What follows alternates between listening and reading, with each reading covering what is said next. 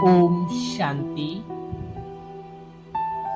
गणेश चतुर्थी के अवसर पर हम आपके लिए लेकर आए हैं ब्रह्मा कुमारी शिवानी दीदी का एक अनमोल लेख। हर पर्व हमें कुछ न कुछ सिखाने आता है। आज गणेश चतुर्दशी है और हम आज इसका आध्यात्मिक अर्थ समझेंगे शिवानी दीदी जी के लेख द्वारा।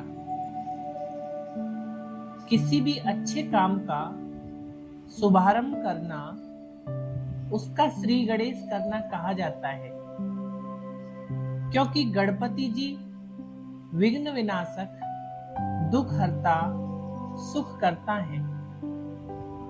सिद्धि विनायक को सिद्धि दाता कहते हैं। हर शुभ कार्य का आरंभ उनकी पूजा व स्थापना से करते हैं। कार्य से पहले उन्हें याद करते हैं। क्या सिर्फ याद करना या उनकी स्तुति करना ही पर्याप्त है? उस मंगल मूर्ति से हम प्रेरणा लें, उनके गुण, उनकी विशेषताओं को अपने जीवन में धारण करें, उनसे कुछ सीखें और आत्मसात करें। एक कथा है कि शंकर जी तप करने सुदूर पर्वत पर गए।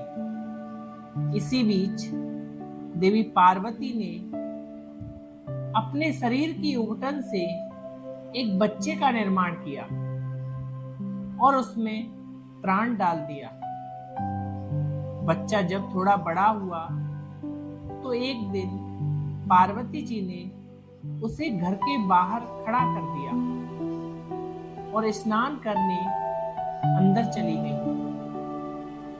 उन्होंने बालक को आदेश दिया कि कोई घर के भीतर न आ पाए।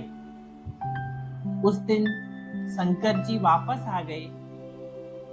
बच्चे ने अपना कर्तव्य निभाया और शंकर जी को अंदर जाने नहीं दिया। शंकर जी ने क्रोधवश बालक का सिर काट दिया। पार्वती जी के बाहर आने पर शंकर जी ने बालक की गर्दन पर हाथी का सिर लगा दिया और बालक का नाम गणेश रखा। आप कहेंगे कि भगवान शंकर ने वर्षों की तपस्या के बाद भी क्रोध पर नियंत्रण नहीं पाया और मां के आदेश का पालन करने वाले बालक का सिर काट दिया। यह कैसे हो सकता है? असल में इस कहानी के गहरे अर्थ को समझना है। इसका आध्यात्मिक भावार्थ क्या है? जब निराकार परमात्मा शिव इस पतित कलयुगी सृष्टि को पावन सतयुगी संसार में बदलने हेतु अवतरित होते हैं, तो घोर अज्ञानता व अहंकार के कारण मनुष्य आत्माएं परमात्मा को पहचान नहीं पाते। परमात्मा शिव हमारे देह अभिमान का सिर काटते हैं, चूंकि देह अभिमान ही सभी मनोविकारों की जड़ है। इसीलिए शिव उसे काटकर उसकी जगह प्रज्ञा वाला सिर जोड़ देते हैं और हम जैसे मानवों को श्री गणेश जैसी विशेषताओं से संपन्न देव बनने का अवसर प्रदान करते हैं। वास्तव में श्री गणेश विशेषताओं से भरे हैं। उनका प्रत्येक अंग हमें जीवन निर्माण और जीवन निर्वाह का ज्ञान देता है।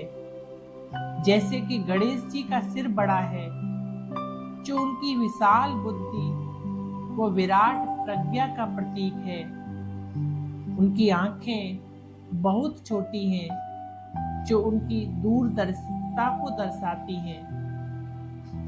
जब हम कोई दूर की चीज को देखने का प्रयास करते हैं तो हमारी आंखें छोटी हो जाती हैं। गणेश जी का मुंह तो दिखाई ही नहीं देता। जो बुद्धिमान होगा वह कम बोलेगा। गणेश जी के कान बड़े हैं जो यह बताते हैं कि सुनना अधिक है और बोलना कम है। उनके कान सूप जैसे हैं और सूप की विशेषता है कि वह अच्छी चीजों को रखता है और कचरे को फेंक देता है। इसका अर्थ है कि हम अच्छी बातों को ग्रहण करें और व्यर्थ बातों को छोड़ दें। लोग कहते हैं कि एक कान से सुनो और दूसरे से निकाल दो, लेकिन ऐसा होता नहीं है। जो हमने सुन लिया वह हमारे अंदर तो जाएगा ही, क्योंकि दो कानों के बीच हमारा मस्तिष्क है जिस पर सुनी हुई बातों का असर पड़ता है। इसलिए गणेश जी कहते हैं कि फालतू बातें सुनना ही नहीं है। आज हम इंटरनेट, मीडिया, व्हाट्सएप ग्रुप आदि पर कितनी बातें सुन रहे हैं। उनमें से हम सकारात्मक बातें ग्रहण करें और नकारात्मक को छोड़ दें तो यह गणेश जी का सच्चा सम्मान होगा। गणेश जी को एक दंत कहते हैं। उनका एक ही दांत है, दूसरा टूटा हुआ है। उन्हें एक दंत कहने का अर्थ है कि जीवन से द्वैत समाप्त हो जाए और अद्वैत की स्थापना हो। जीवन में एकता, एकाग्रता व अखंडता आ जाए। द्वैत से ही रंग भेद, धर्म भेद, जाति भेद, भाषा भेद आदि ऊंच नीच की भावनाएं जन्म लेती हैं और समाज में लड़ाई झगड़े, हिंसा व दुख दर्द उत्पन्न करती हैं। द्वैत का मूल कारण हमारा अहंकार ही है। गणेश जी के स्वरूप की इस बात को अगर अमल में लाएं कि हम सब उस परमात्मा की संतान हैं और समान हैं, तो सारे भेदभाव, घृणा, लड़ाई झगड़े समाप्त हो सकते हैं और विश्व बंधुत्व, वसुधैव कुटुंबकम, वैश्विक शांति व सद्भावना का वातावरण साकार हो सकता है। गणेश जी के दोनों ओर रिद्धि और सिद्धि को दिखाते हैं, अर्थात कोई भी व्यक्ति आध्यात्मिक ज्ञान एवं राजयोग ध्यान को श्री गणेश जी के समान जीवन में अपना ले तो रिद्धि सिद्धि की तरह समृद्धि और सफलता उसके साथ चलेगी। उसकी जीवन यात्रा निर्विघ्न, सुखद, सुरक्षित व सर्व प्राप्तियों से संपन्न हो जाएगी। गणेश जी की एक और कहानी है। एक बार गणेश जी और उनके भाई कार्तिकेय के बीच पृथ्वी का चक्कर लगाने की प्रतिस्पर्धा हुई। गणेश जी ने सिर्फ अपने माता पिता के चक्कर लगाए। वह प्रतिस्पर्धा में सम्मिलित तो हुए पर जीतने की होड़ में नहीं रहे। वह केवल अपने माता पिता की सेवा और संसार की सेवा की भीतरी यात्रा में मस्त व व्यस्त रहे। फलस्वरूप परमेश्वर ने उन्हें न केवल पूरी पृथ्वी का भ्रमण व अनुभव करने की प्रतिस्पर्धा में विजयी घोषित किया, अपितु सारे संसार में प्रथम पूज्य आदिदेव के रूप में मान्यता भी प्रदान की।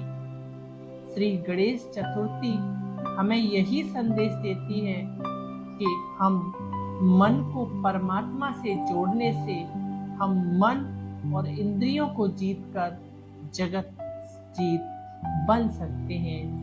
अच्छा, आप सभी को गणेश चतुर्थी की बहुत बहुत बधाई व शुभकामनाएं। ओम शांति।